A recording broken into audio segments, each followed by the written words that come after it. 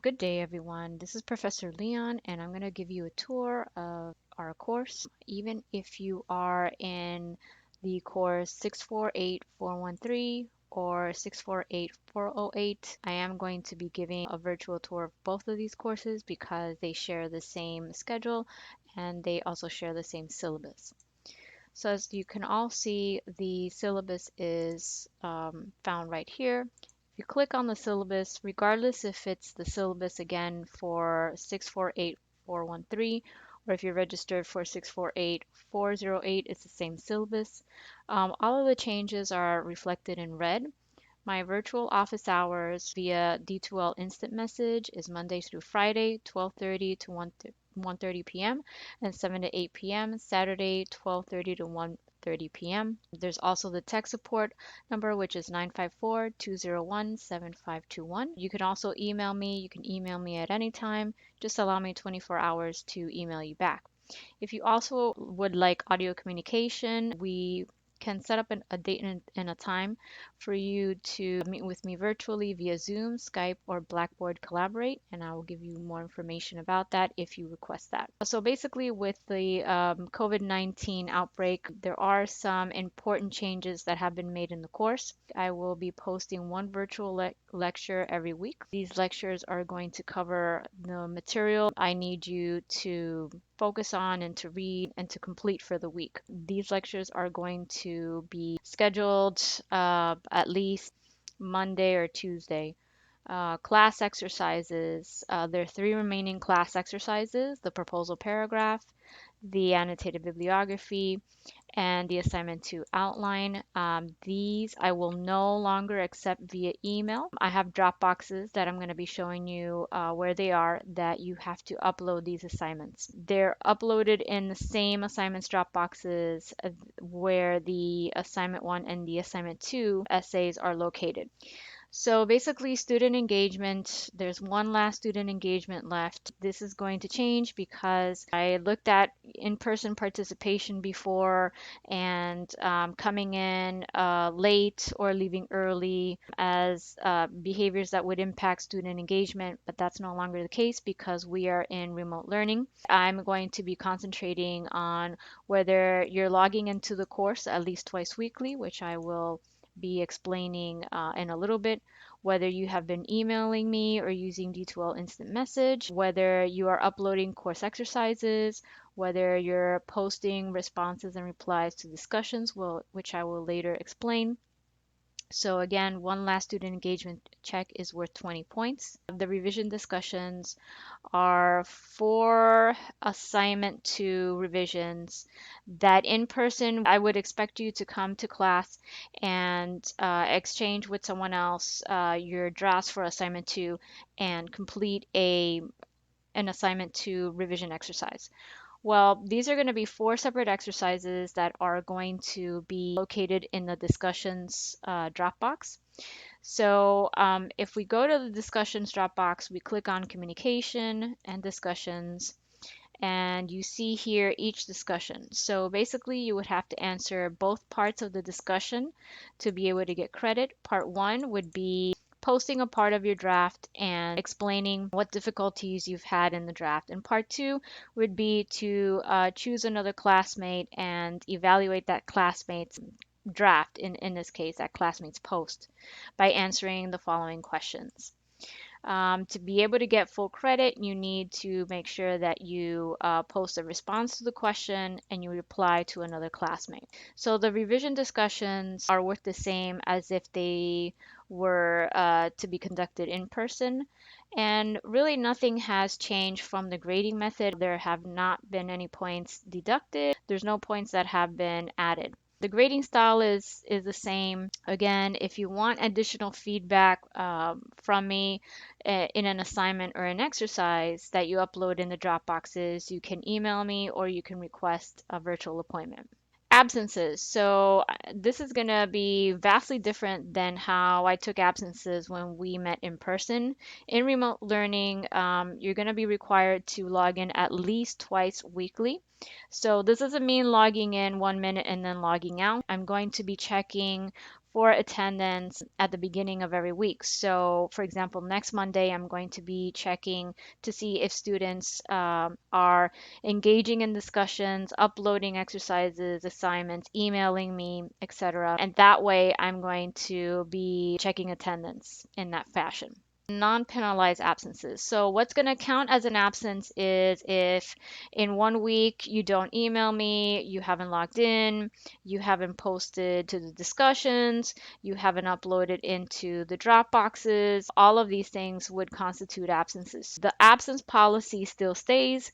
The only thing is that if you cannot turn in an assignment, an exercise, or post to a discussion, you do have to provide me either a scan file or a cell phone picture of documentation confirming why you've been absent and confirming any of these three absence reasons. So this has remained the same.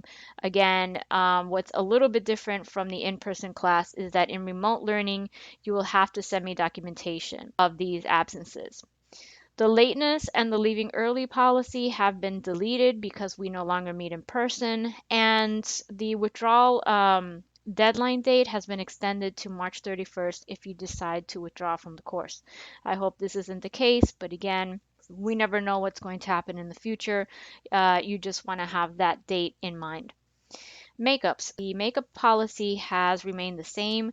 The only thing that has been added is the exercises. So like for the assignment drop boxes, where I open the Dropbox for 1 or 2 days before the due date, and then I leave the Dropbox open 2 days for late submissions. The same is going to apply for an exercise. So your exercises, again, are the assignment to proposal paragraph, the assignment to bibliography, the assignment to outline, and the assignment to revision exercise. Each of these exercises will have deadline dates. The drop boxes will be open 2 days before and 2 days after.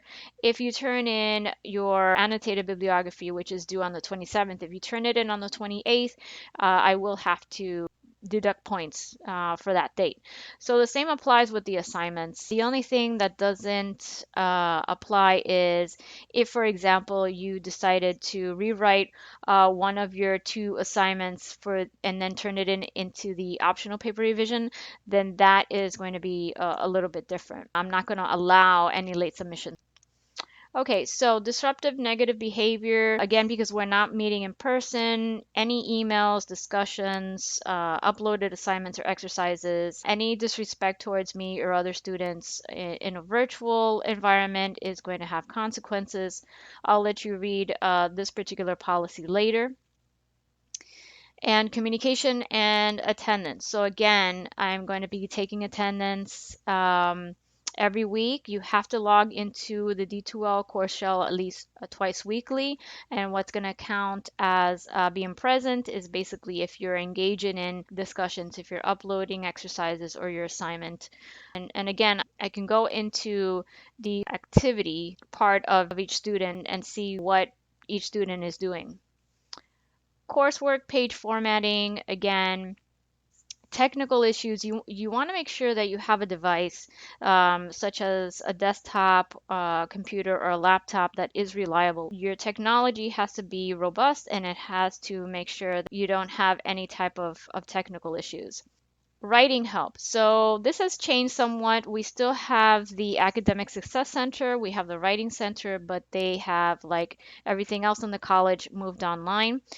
You still can click on mywconline.net to schedule an e-tutoring appointment. And basically, they let you upload your paper into a Dropbox, and then they provide feedback and send it back to you via MyWC Online. The other thing that is also available is tutor.com. That is when you can speak to virtually, actually, to a tutor online, or you can chat with a tutor online. Last but not least is plagiarism. So we have the three-pronged plagiarism policy. Again, the only thing that I've added from this policy is that it includes exercises and assignments because exercises have to be completed online. So make sure that your proposal paragraph, your outline, your annotated bibliography, and your revision is not plagiarized, along with your assignment too. So I'm going to let you read that later. And the consent form hasn't changed because, again, there is a part of the consent form that states that the syllabus can change at any time due to special or emergency circumstances. I'm going to go back into the course, and as you can see, we have the annotated bibliography due Thursday, March 26th. Originally, I had told all of you to write paragraphs for each source, but I want to simplify this particular assignment because I know that this particular interruption in our semester has probably made it harder for you to seek out sources. So I've included library help here to find your sources. I've included information about the CRAP method and how to find books, articles. I am going to be working on a video tomorrow on how to find sources to compile your annotated bibliography. But your annotated bibliography, what I'd like you to do is click on the PDF file that you see here. And this is a fillable PDF file. So I want you to type your name. I want you to type the bibliographic information of each source, the author's credentials, if you can find any. Any type of quote or paraphrase from the source. If you can't find anything or the source is totally irrelevant, that's basically what you have to explain. This source is irrelevant, therefore there's no source or paraphrase that I'm going to be using for my paper. And then finally here, you're going to be using this source or the quote in this source for your paper. So you have to explain that.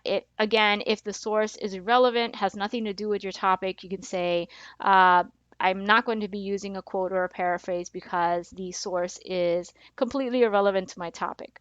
So I want you to only do this for 3 sources. I had originally asked for 6 sources, but I want you to do just the bibliography for 3 sources. However, for the paper, and as you all remember, if you look at the instructions, the final paper, it's 3.5 to 4 pages, and you must use at least 4 sources. So the final paper, yes, it's going to have more sources than the annotated bibliography, but for the annotated bibliography, I just want you to use 3 sources. The other thing is for the lecture videos, I am going to be posting it here in this module. It's empty right now because there are no lectures as of yet, but I'm going to be posting those there as well as right here in our D2L announcements page. And then for discussions, if you click on communication and you click discussions, again, they're found right here. There is going to be a video that's going to be posted later on this week that's going to show you how to post and reply to discussions. So I hope that this virtual tour was very helpful. I know that we've been going through tough times and you have some challenges, but again, I encourage you to view our course as, maybe something that's a distraction for you. I want to give it an environment where, you're distracted and from everything that's going on and you're focused on your studies. Also, if you need any type of resources, mental health resources, resources regarding finances, or resources regarding housing, just email me and I will ask our college's administration if they have any links or any further information that you would need. So that's pretty much it. The only other thing that I want to also show you before I close is the syllabus schedule. So the syllabus schedule is a little bit different than it used to be. Basically, our calendar dates have changed, as you can see. We used to meet twice a week, but now in an online format, we're basically spread out throughout the week. And you have a column where you have calendar dates, what you have to do, which is your online task, and what you have to turn in. So I want you to check it out. Please print it out, put it in a place that you're going to be able to see it. This week, like I said, the 26th is when your annotated bibliography is due. So again, expect that video on the annotated bibliography, and I hope that we can have a very productive week. If you have any questions, just email me or use instant message by clicking on the communication tab right up here in D2L and clicking on instant messages.